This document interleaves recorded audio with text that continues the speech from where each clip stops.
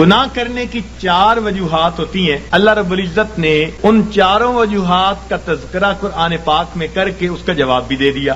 سب سے پہلی وجہ گناہ کرنے کی یہ ہوتی ہے کہ بندہ سمجھتا ہے کہ مجھے دیکھنے والا کوئی نہیں. سب سے پہلی وجہ مجھے دیکھنے والا کوئی نہیں. اور اگر اس یہ پتا ہو نا کہ چھوٹا بچہ بھی دیکھ رہا ہے تو گناہوں سے بچے گا. تو جب یہ احساس دل میں ہو کہ مجھے دیکھنے والا کوئی نہیں تو یہ گناہ کرنے کی پہلی وجہ. اللہ تعالیٰ نے قرآن پاک میں اس کا بھی جواب دے دیا. فرمایا ان ربک لبالمرصاد، تیرا رب تیری گھات میں لگا ہوا ہے. اب یہ مرصاد کسے کہتے ہیں؟ مفسرین نے لکھا کہ جب کوئی شکاری اپنے شکار پر نشانہ باندھنا چاہے تو بڑی توجہ کے ساتھ اس کو دیکھتا ہے، حتیٰ کہ اپنے سانس کو بھی تھوڑی دیر کے لیے بند کر لیتا ہے، پلک بھی نہیں چھپکتا. اس کیفیت کو مرصاد کہتے ہیں. گویا اللہ رب العزت ہمیں اتنے غور سے دیکھ رہے ہیں جیسے دنیا میں کوئی شکاری اپنے شکار کو غور اور توجہ کے ساتھ دیکھ رہا ہے. تو جب ہمیں اتنی باریکی سے دیکھا جا رہا ہے تو ہم کیسے کہہ سکتے ہیں کہ دیکھنے والا کوئی نہیں؟ تو اس کا جواب دے دیا کہ یہ نہ سمجھنا کہ دیکھنے والا کوئی نہیں.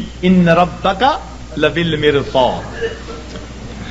گناہ کرنے کی عموماً دوسری وجہ یہ ہوتی ہے کہ آدمی سمجھتا ہے کہ کسی کو پتہ ہی نہیں چلنے دیا. جی میں نے فون کیا، پتہ نہیں چلنے دیا. میں نے فلاں یوں کیا، پتہ ہی نہیں چلنے دیا. کسی کو پتہ ہی نہیں. جی یہ گناہ کرنے کی دوسری وجہ ہوتی ہے کہ بندہ سمجھتا ہے کسی کو پتہ ہی نہیں. اللہ رب العزت اس کا بھی جواب دیتے ہیں. فرماتے ہیں کہ میں وہ ذات ہوں یعلم خائنۃ الاعین وما تخفی الصدور. میں جانتا ہوں تمہاری آنکھوں کی خیانت کو اور جو تمہارے دلوں کے اندر چھپا ہوا. تو جواب دے دیا کہ یہ مت زوم میں رہنا کہ ہمیں کوئی نہیں، کسی کو پتہ ہی نہیں چلنے دیا. وہ جانتا ہے تمہاری آنکھوں کی خیانت کو اور جو تمہارے دلوں میں چھپا ہوا ہے. تو اس کا بھی جواب دے دیا. گناہ کرنے کی عام طور پر تیسری وجہ یہ ہوتی ہے کہ بندہ سمجھتا ہے کہ میرے پاس کوئی نہیں تھا، میں اکیلا تھا. جس کا تھا ڈر وہ نہیں ہے گھر، اب جو چاہے کر، مقولہ بنا ہوا ہے. تو جب بندہ محسوس کرتا ہے نا جی میرے پاس کوئی نہیں تھا، تو یہ گناہ کرنے کی تیسری وجہ ہوتی ہے. اللہ تعالیٰ نے اس کا بھی جواب دے دیا. فرمایا تم 3 ہوتے ہو تو چوتھا اللہ ہوتا ہے، 4 ہوتے ہو تو 5واں اللہ ہوتا ہے. وَهُوَ مَعَكُمْ أَيْنَمَا كُنْتُمْ. وہ تمہارے ساتھ ہوتا ہے تم جہاں کہیں بھی ہوتے ہو. تو اس لیے اس کا بھی جواب دے دیا کہ یہ نہ سوچنا کہ پاس کوئی نہیں ہمارے. گناہ کرنے کی چوتھی وجہ انسان ڈھیٹ بن جائے، بے حیا ہو جائے.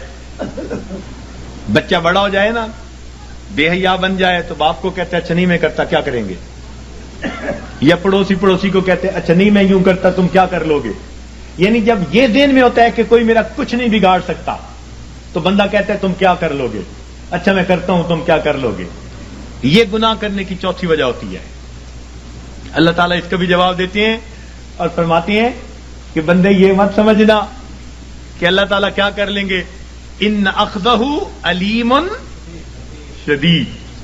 اس کی جو پکڑ ہے وہ دردناک بھی ہے اور سخت بھی ہے. وَيُوثِقُ وَثَاقَهُ أَحَدٌ. ایسے باندھتا ہے کہ ایسا دنیا میں کوئی باندھ نہیں سکتا.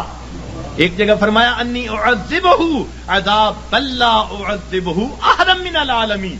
میں ایسا جو ہے عذاب دوں گا کہ جہانوں میں ایسا عذاب کوئی دوسرا دے نہیں سکتا. اور جب قومیں نافرمانی کرتی ہیں فرمایا فصب علیہم ربک صوت عذاب. اس کا کوڑا آتا ہے عذاب کا. تو فرمایا یہ مت سوچنا کہ کوئی کیا کر لے گا. حیثیت ہی کیا.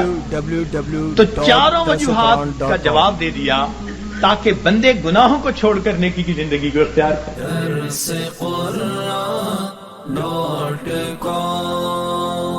www.darsequran.com